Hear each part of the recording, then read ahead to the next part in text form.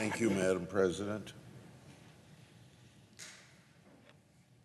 As a leading advocate for lower drug prices in the Senate, number one, I've hauled big pharma and pharmacy benefit managers executives before my committee of Congress.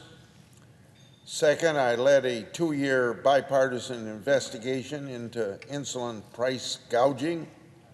And three, introduced bipartisan reforms to lower the cost of insulin and many other prescription drugs. In the past few years, legislation I've championed into law has saved the taxpayers $9 6/10 billion. Right now, the Senate is not acting on bipartisan legislation to lower drug costs. I support a bipartisan plan by Senators Collins and Shaheen that establishes a $35 out-of-pocket cap on insulin for patients with private insurance, while also, this bill also reforms PBMs, the powerful middlemen who are behind rising drug prices, because if you don't address PBM reform, a cap on out-of-pocket costs will only result in shifting patient costs somewhere else. In my 2-year bipartisan insulin investigation, we found that a drug's list price is tied to rebates and other fees that drug companies have to pay the PBMs. The scheme encourages drug makers to spike the list price of the drug to offer a greater rebate, and then you know what happens in turn? Secure priority placement on the health plan's list of covered medications. We have to hold PBMs accountable then if you really want to lower prescription drug costs.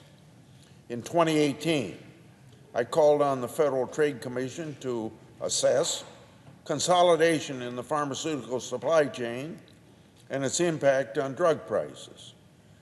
But I didn't wait for the FTC to act. I introduced the prescription pricing for people with Senator Cantwell, and it was approved out of the Judiciary Committee unanimously last year.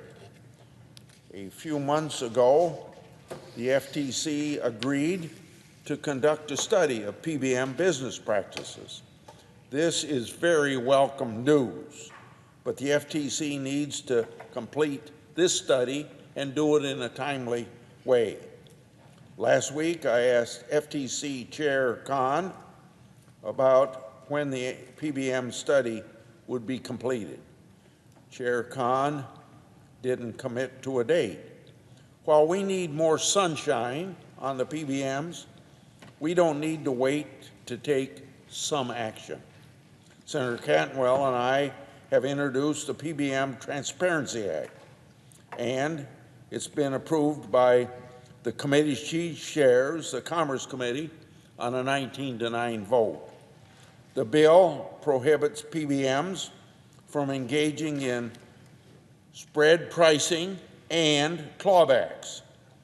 Both spread pricing and clawbacks are actions that game the system and hurt consumers. When the majority party pursued a partisan reckless spending and tax package that they called the Inflation Reduction Act, I filed a Grassley-Wyden Prescription Drug Pricing Reduction Act as an amendment that had 10 Republican co-sponsors. I did that in order to show that the majority party could have chosen a path to pass drug pricing reform on a bipartisan basis if the majority wanted to do that. The bill establishes PBM accountability and transparency, something missing from the Inflation Reduction Act. So, Madam President, we have bipartisan prescription drug legislation awaiting action. we don't have to wait till 2026 for what happened in August in the Inflation Reduction Act to get anything done, because that doesn't take effect until 2026. This includes the bipartisan plan to lower insulin prices and my two bills to hold PBMs accountable. That's what we need bipartisan action in the United States Senate on. I've also led out of the Judiciary Committee 3 bipartisan bills to establish more competition to lower prescription drug prices. They save taxpayers a combined $1.9 billion. So, Madam President, the Senate must act on 6 bipartisan bills. Collectively, they lower insulin costs. Secondly, hold PBMs accountable. And lastly, establish more competition to lower prescription drug prices. I yield.